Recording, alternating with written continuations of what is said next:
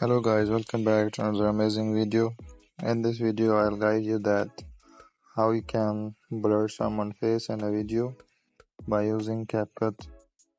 If you want to blur someone's face in the video you want, then follow my few steps to do this. First of all, open your CapCut app. Now you have to select your project you want to select any video. I select this. Now you have to click on effects. Now click on body effects.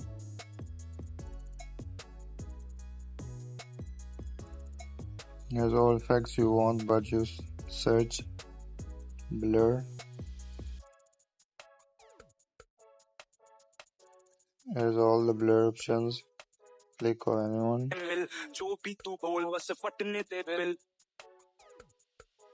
Then press done. You can move all around the video.